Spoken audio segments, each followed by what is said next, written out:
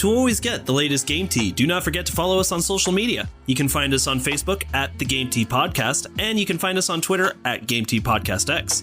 We post memes, gaming news, retweet friends of the pod, and of course let you know when new episodes are available for your listening pleasure. Links are all available in the description of this episode, so check them out after the show, and thank you so much for listening to the Game Tea Podcast.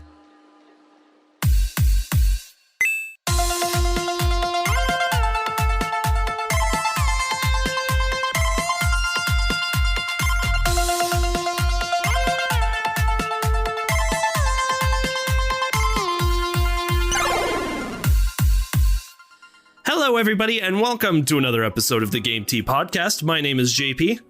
I'm Peaches. And I'm Czar. Boys, how you feeling today? Doing pretty good. New week, new you. I'm excited again to talk about the articles we got today because, well, they all apply to me really well. What can I say? I'm a genius.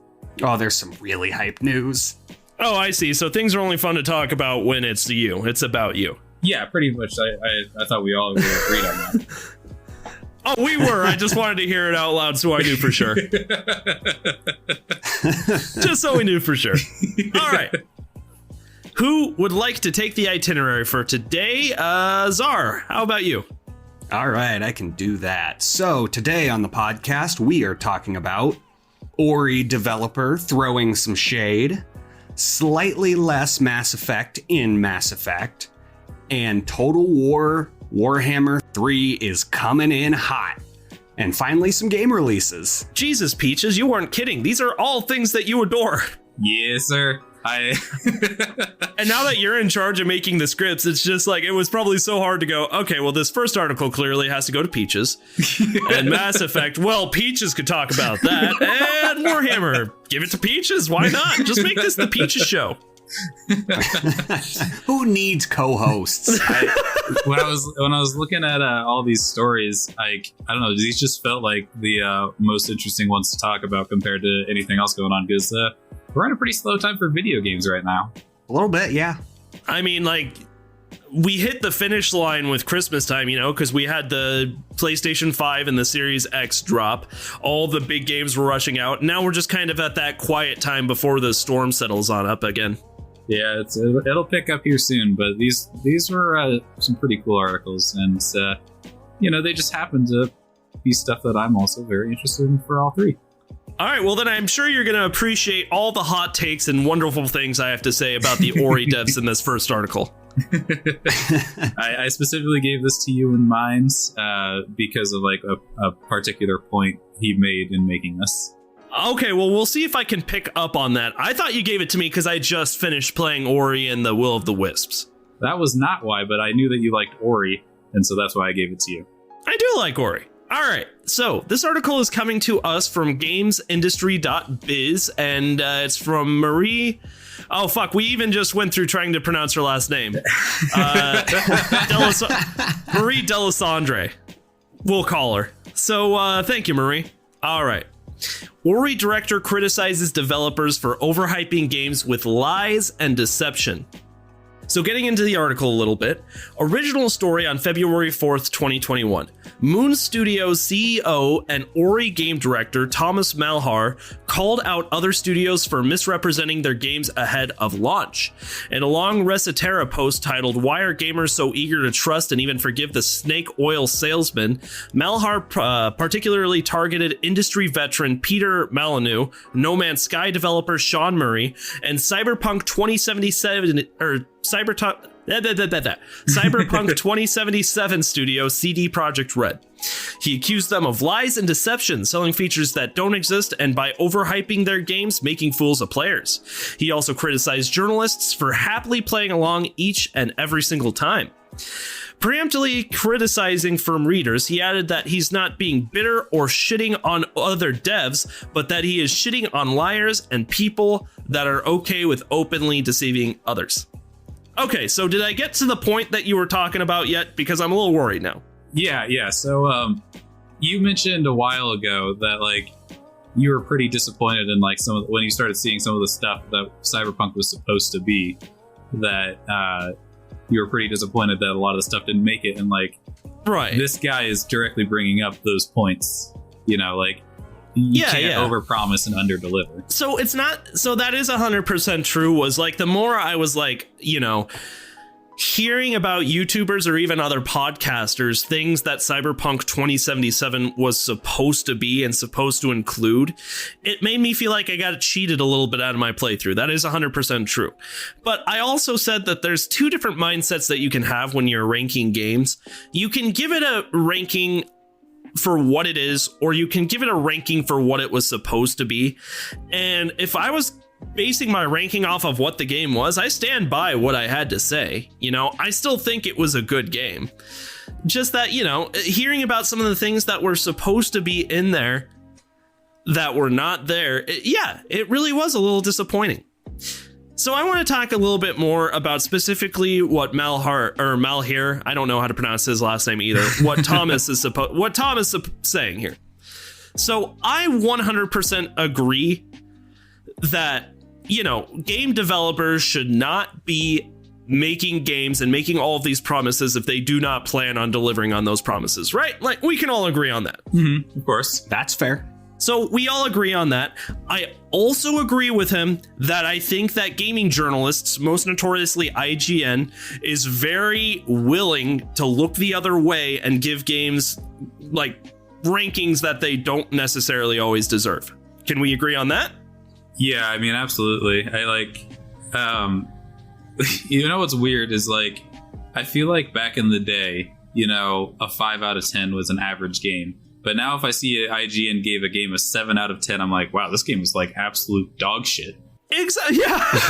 Yeah, exactly. That's what I'm saying. Exactly. So I completely agree with this guy on those 2 points. Here is where I'm going to say something kind of controversial.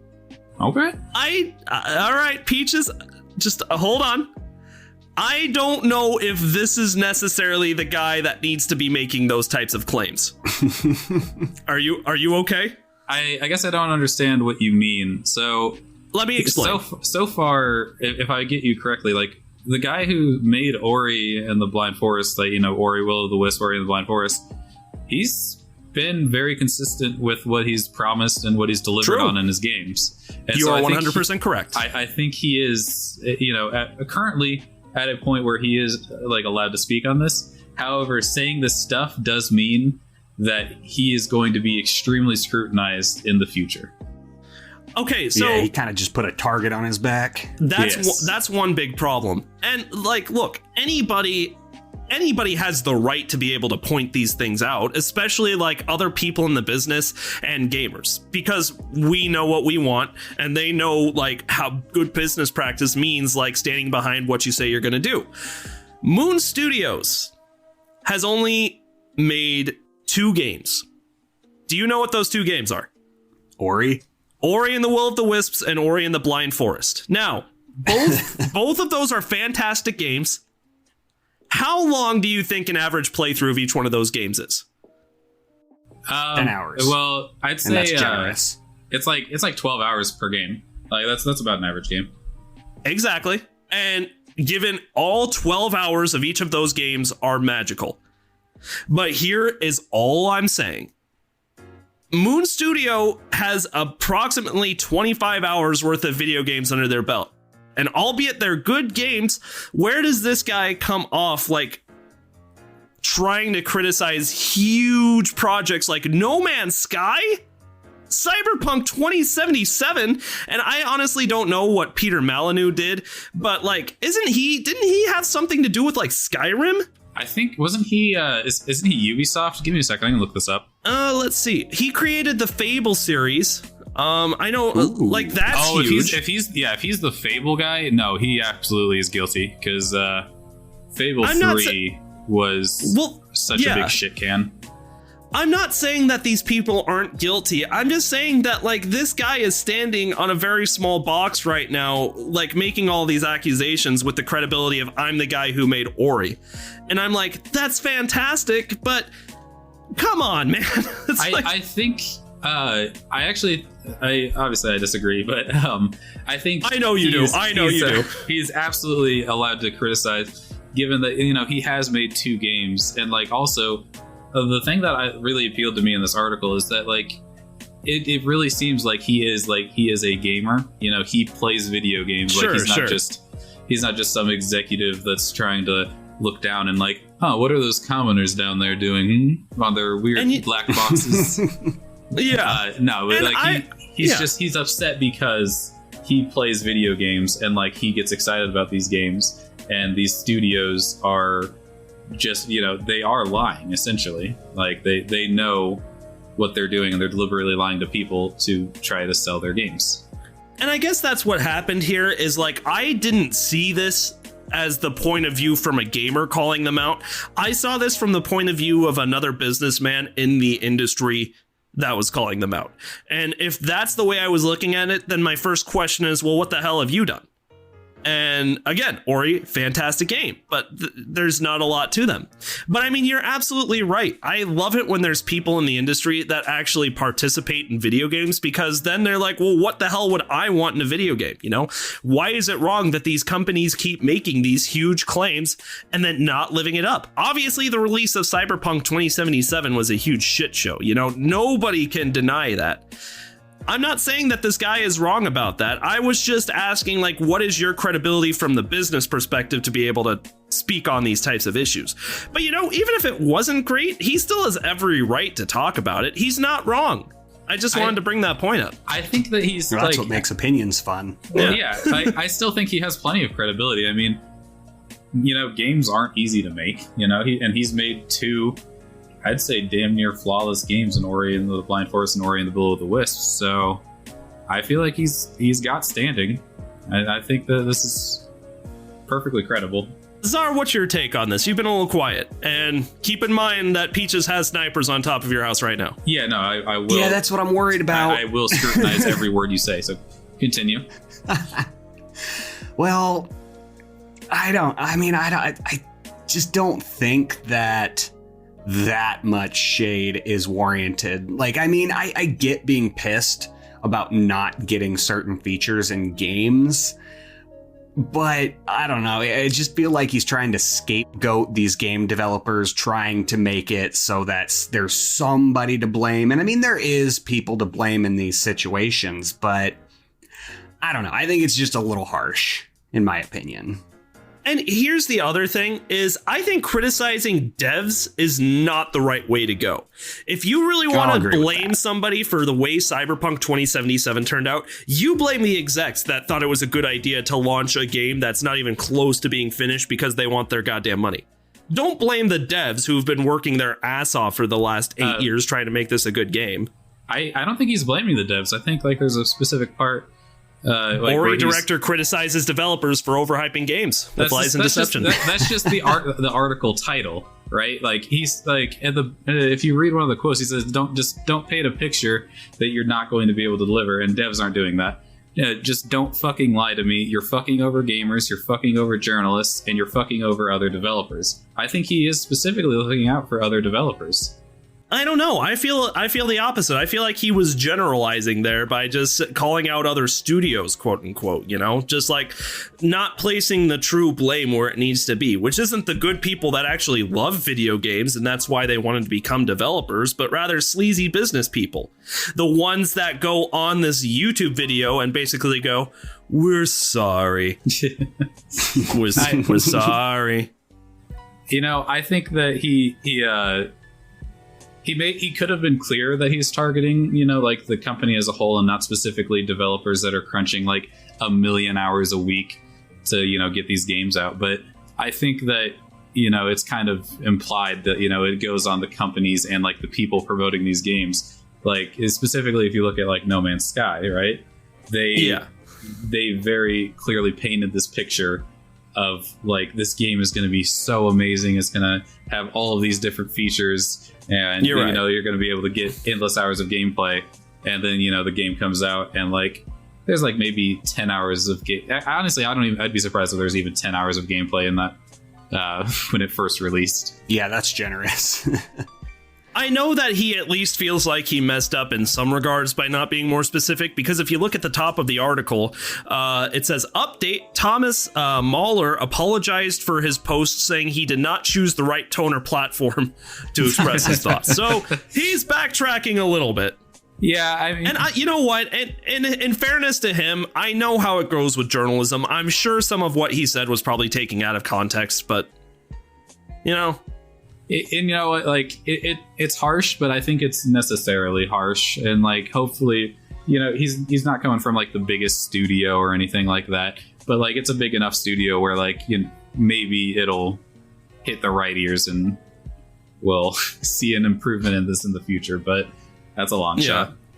And as a counterpoint even to myself, I mean, yeah, so all they've done is Ori, but those are 2 indie games that have gotten onto various awards in the Game Awards multiple times. So, yeah, you know, is there any closing thoughts on this? I didn't know that talking about the Ori developer would turn into such a hostile discussion. Yeah, no, I know it wouldn't. I was like, oh, I've got a hot take that's going to spark some anger. God damn, I can't believe so much controversy came from Ori. A game developer that's so of Ori. Heartfelt and good. It really is. It's so unbelievably good. It may only be 12 hours, but what a 12 hours. Yeah, just to compliment Ori a little bit, like I have never played a game where like the movement and the combat and like just everything felt so fluid, and like there's a beautiful flow of motion to the entire thing, and the landscapes and the music. It is a incredibly crafted 12 hours of gameplay. 100% I agree. All right, I think it's time to move on. All right. Sounds good to me. So, Czar's got this next article, and it is coming to us from rockpapershotgun.com. Love that name. That sounds like a shitty rock band. Actually, and as a guy in a band, I'm kind of sitting here like, that's not bad. Huh. Yes, this article comes to us from Rock Paper Shotgun and is written by Alice O'Connor. So thank you, Alice. And this is all hype about Mass Effect, the Legend Collection. So hopefully on this podcast, all of us, or at least 2 out of the 3 of us, are really hyped about the remastered collection. Yeah, Peaches, you really got to get on that Mass Effect train. It's fucking awesome.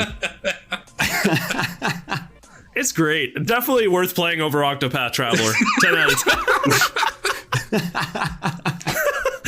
Peaches' blood is boiling right now. Peaches, are you okay?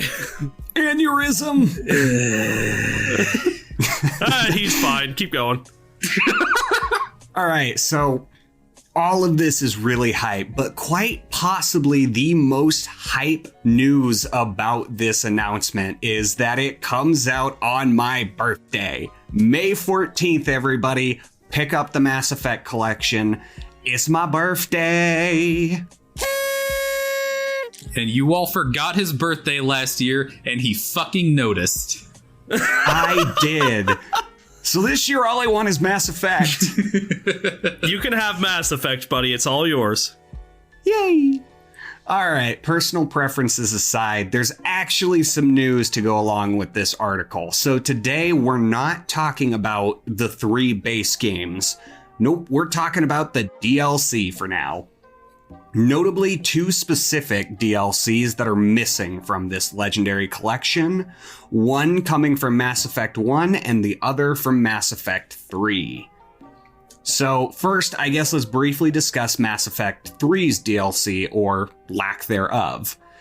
And I hate to break it to all of you shepherds out there, Mass Effect 3 in the Legends collection will not include a multiplayer.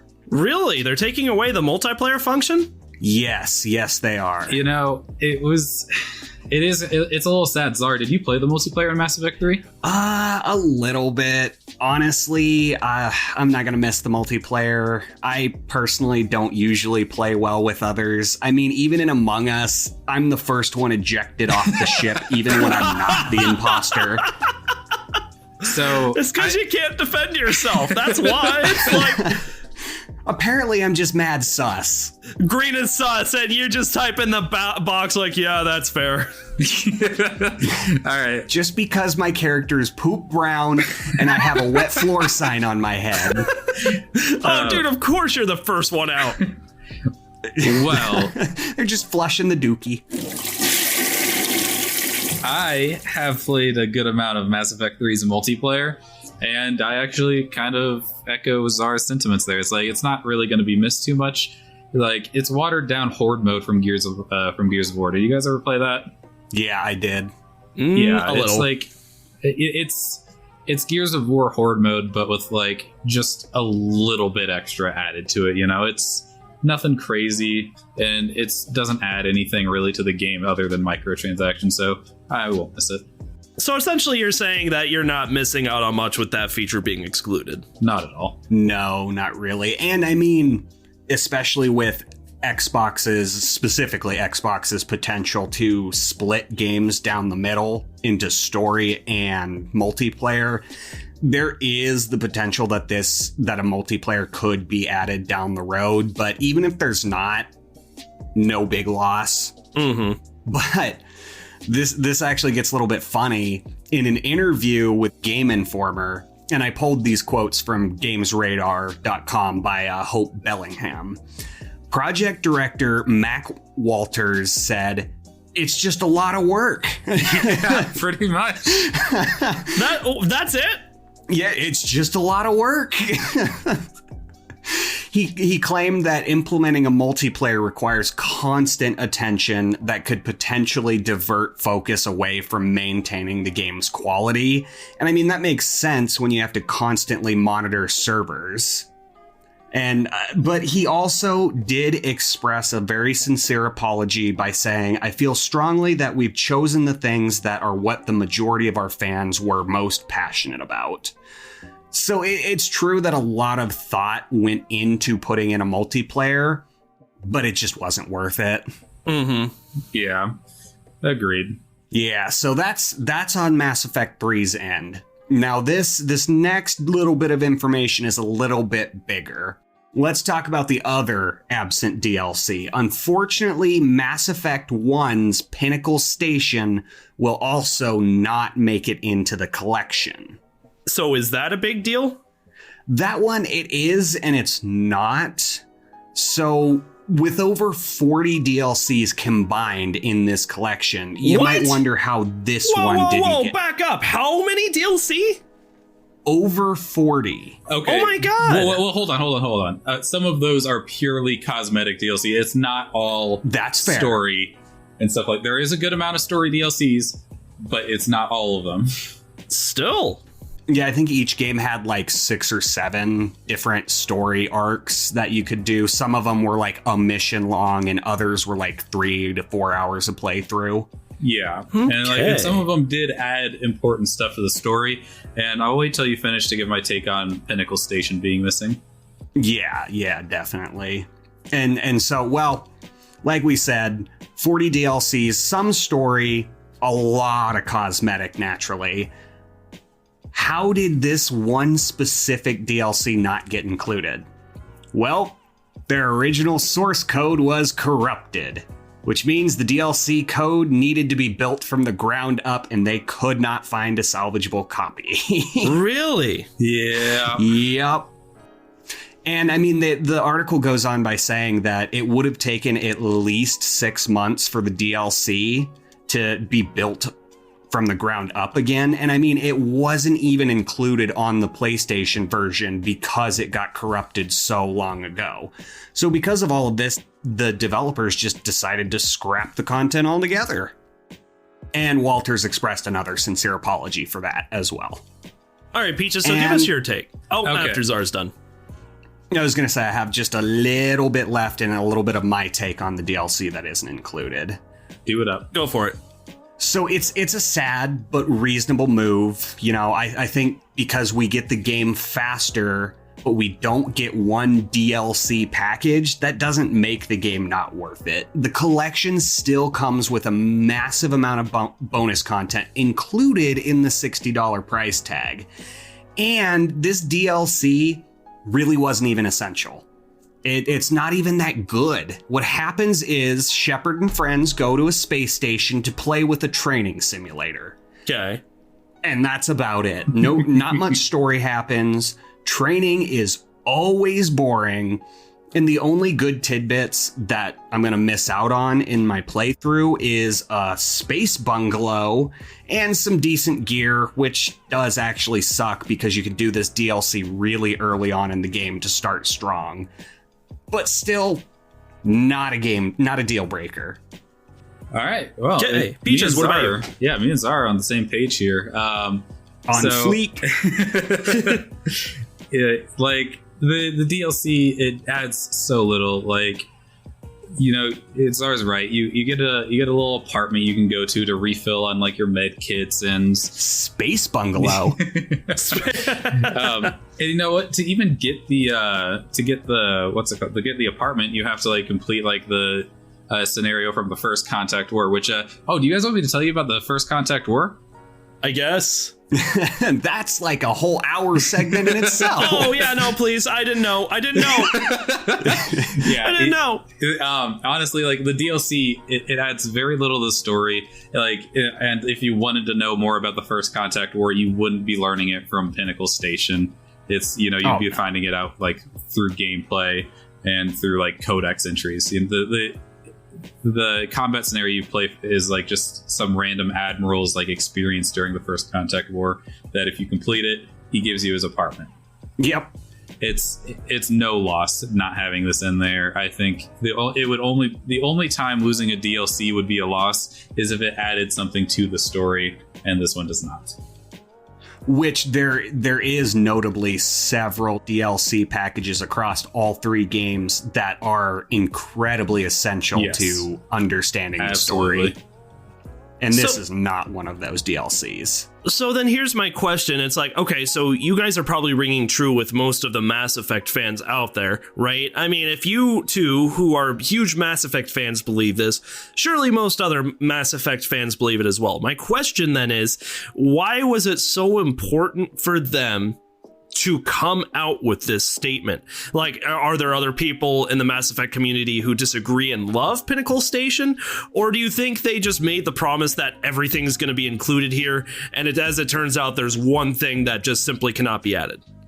Well, the thing is, we may be ringing true with a lot of Mass Effect fans, but the biggest key factor to a lot of the fan base to this series is that they claim that everything is essential. So all of this DLC, no matter how minuscule the story is, seeing that brief blip in the Contact War ruins the entire immersion if you don't have it.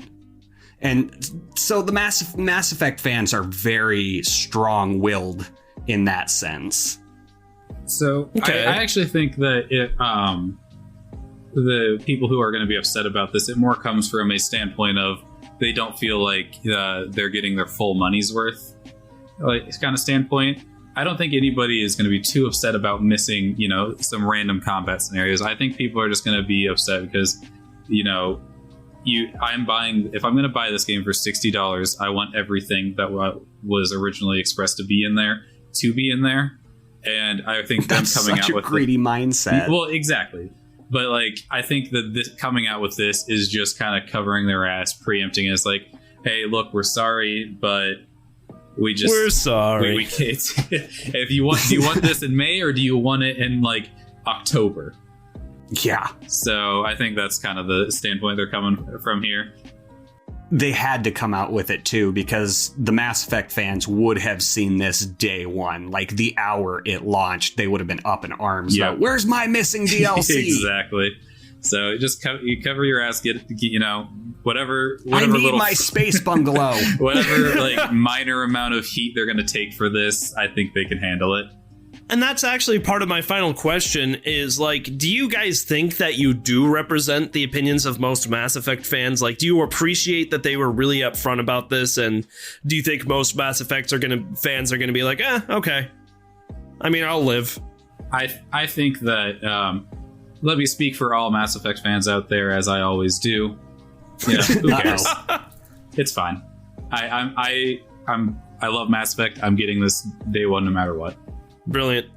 What about you, Czar? Same Z's. It comes out on my birthday, so that's what I'm going to be doing all day. That's probably going to be my birthday present to you, is like $20 to contribute to this game. Yay! This is a happy birthday, buddy. Yay! In 4 months. In 4 months, yeah. Yeah. 3. Oh, shit. Oh, 3. I'm almost 27. You're old. Yeah. I don't want to play with you anymore. Oh. Yeah, fuck you, Czar. All right. What do you say we keep on going? Because I'm excited about this last guy. Yeah, let's go. All Since right. the person who made the script saved their article for last, let's hear it. All right. All right, Peaches, the floor is yours. This next article comes from Fraser Brown of PC Gamer. And article title is Total War Warhammer 3 is coming, and it is dragging us to the realm of chaos. So, after a little bit, like, I think Total War Warhammer 2 came out, I want to say 2018, 2017, and people were pretty surprised that it's taken this long for them to even announce that Warhammer 3 is coming out. But, on top of that, a lot of people who are fans of the Warhammer lore, which... Please don't flame me. I don't know a lot about it. I just really like the Warhammer games. Fair enough.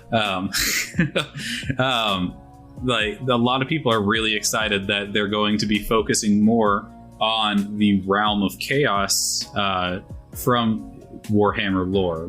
And Warhammer lore, as a lot of people know, and I just briefly know. So again, if I get anything wrong here, I'm sorry right away. We're sorry. But Warhammer goes from like way, way, way in the past all the way to like freaking like space marines in the future, right? So like it goes from like, you know, bow and arrows and swords and magic to like heavy suited marines shooting guns at weird alien things in the future.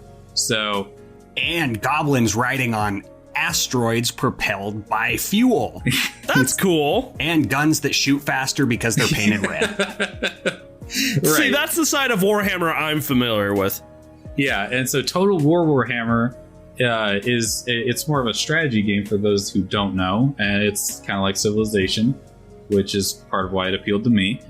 And you know, you pick a race to start as, and you can either, you know, conquer the world through military might, or you can like follow a short little that's not really short, but you can follow a quest line that these often have. And it's a really fun game series if you're into the turn-based strategy type games, and people are really looking forward to seeing, you know, more stuff from the realm of chaos, because those guys are pretty cool in there. All right. All I want out of this game, and I don't know if you're gonna get this reference, but I just want to go up and give Papa Nurgle a hug. That's all he wants in his chaos realm. No, I have no idea what you're talking about. Now, Papa Nurgle is the chaos god of pestilence and disease, and so he just likes to spread his love. yeah, he's as far as I know, he's like one of like the he's a chaos god, and as far as we can tell, he's going to be the focus of like one of the demonic factions that come into play in this game. Mm-hmm.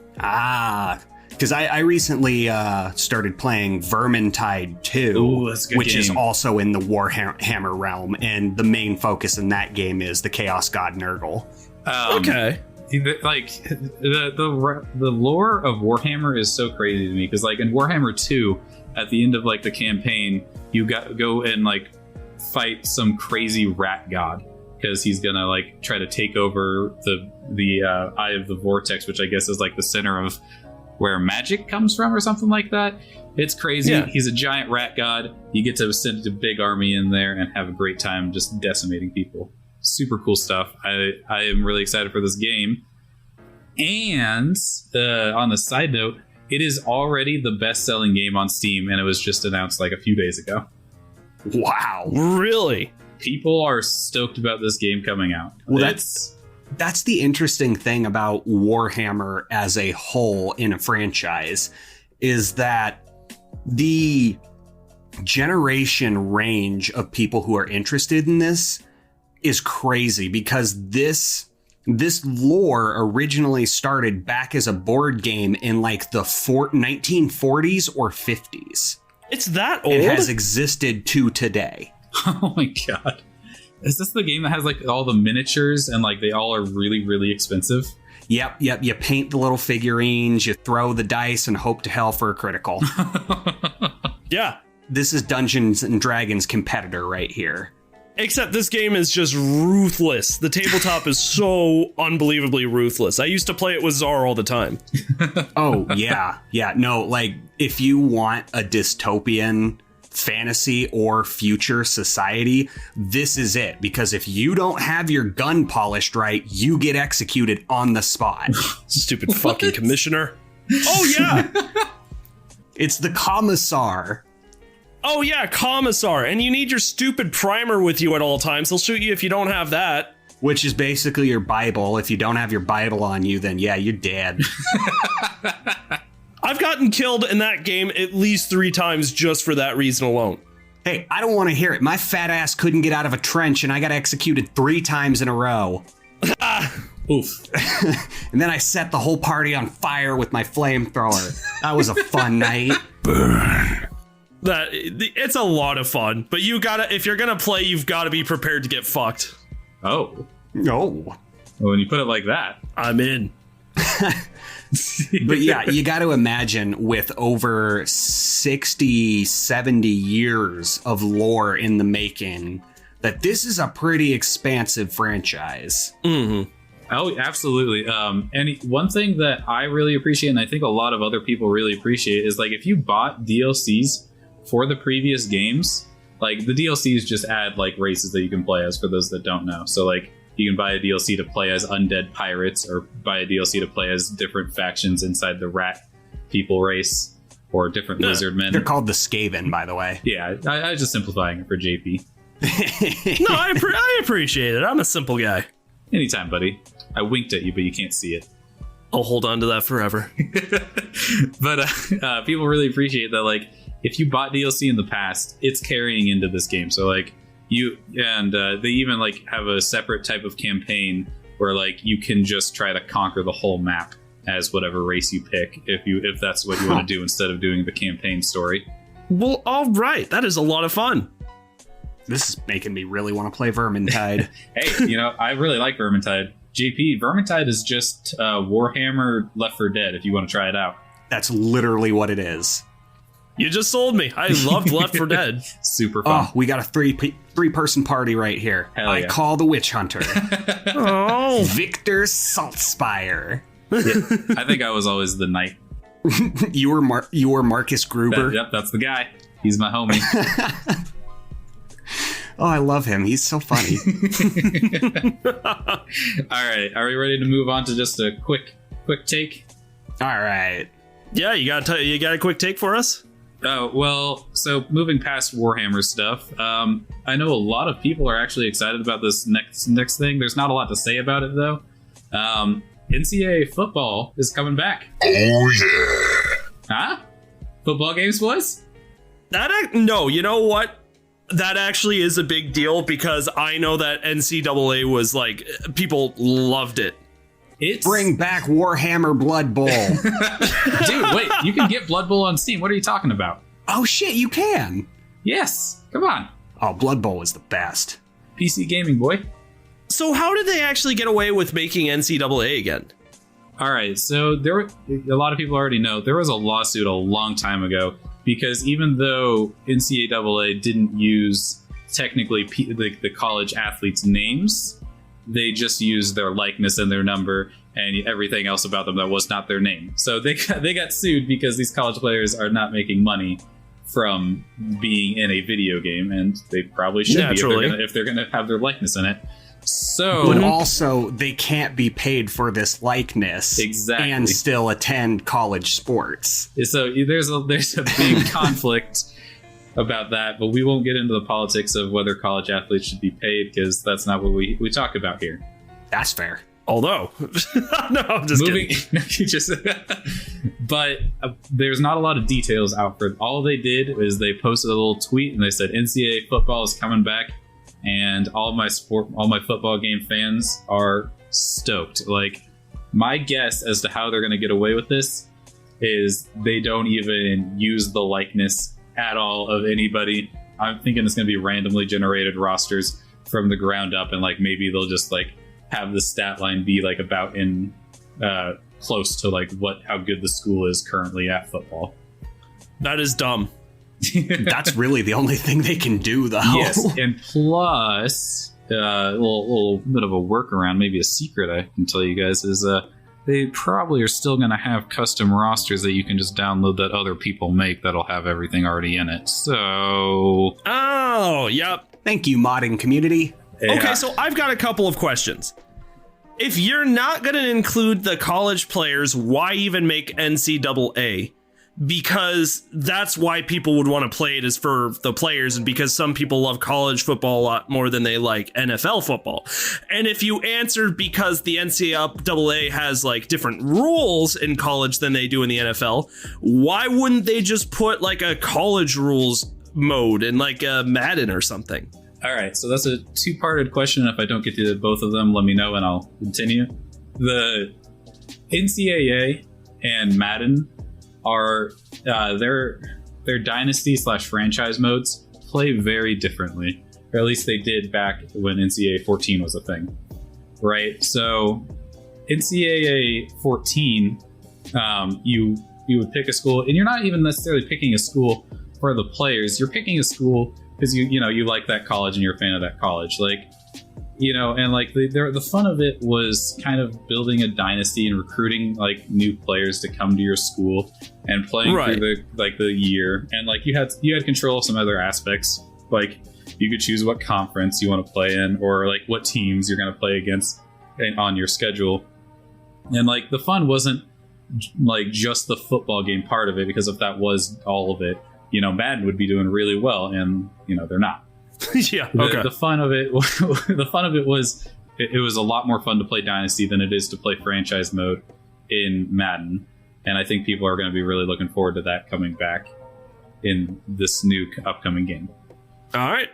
I think to really make an NCAA football game immersive, as the coach, you need to have a mini game where you go and bribe all of your players' teachers so that they pass their classes and can stay on the team. Come on, that doesn't happen, right? No, shut up. Oh, we don't say that. You don't say that. Yeah. So look, I don't understand sports games at all, period. So you could spend all day trying to get NCAA through my head, and I'm not going to get it. What I do understand is that there's a lot of people who are very excited about this news. You want to hear a fun fact about NCAA 14? Is it actually fun? Is it actually fun? Just guess how much NCAA 14 is worth on eBay right now. Just spit a number. A copy of the game? Yeah, a copy of the game. 120. JP? I'm gonna guess upwards of 200. I looked this up just yesterday. First listing price for NCAA 14, $750. No Holy shit. way. No. It's insane how much people loved NCAA football. And I mean, I say that being one of the people who loved it a lot. Oh my god. Okay, so I guess I could just go screw myself. This is what we get for not including esports in our Game Awards categories. Hey, I know a little bit about esports. We'll be able to talk about that more. Well, I know about League of Legends esports, and that's it. But I think we're good on the quick takes, and we're ready to move on to game releases. Who wants to take those? I can take them. You got it. All right. So, like we said, it's pretty dry. We've got, on February 11th, we have Little Nightmares 2 coming to the PS4, Xbox One, Switch, and PC. On February 12th, we have, of course, Super Mario 3D World plus Bowser's Fury. And then, we've got this one. On February 18th, we've got King of Seas coming to PS4, Xbox One, Switch, and PC. Now, for our hype-up game of the week, it's got to be Super Mario 3D World. Okay, plus Bowser's Fury. It's coming out on the 12th, so by the time this launches, I don't know. I don't feel like doing math. I've still got a little bit of COVID brain. No, it'll be a few days after this episode drops. So I said it when we talked about it, and I will stand by it now. If you are a Nintendo Switch owner, Super Mario 3D World and Bowser's Fury is a must buy. This is one of the last, if you like cats. Especially if you like cats. This is one of the last like really good games that the Wii U had that has not been ported over to the Switch yet. This is going to finish a lot of people's gaming collections in the Super Mario franchise. This game, I mean, I don't know what else to say about it that I didn't say last week. It's outstanding. They're putting in a lot of great stuff with Bowser's Fury. It's going to be a really good time. I've already got my pre-order. Yeah, I'm excited to pick it up. Bowser's Fury looks like it really justifies a $60 price tag for an old game. They made that just for you, Czar. Basically, yeah. And I mean, I've never actually played this game either because I was not one of the unlucky few to own a Wii U. So I'm really excited to try it out for myself. And all right, I'm not getting this game, so you two have fun. So fuck y'all. So I say you spend your money you were going to spend on Mass Effect on this instead. I have to go. I just realized I'm very busy. I'm very busy. No, you're not. Too busy for you. Oh, shit. All right, so I think that pretty much wraps up this episode, boys. Anything you want to add before we get out of here for the day?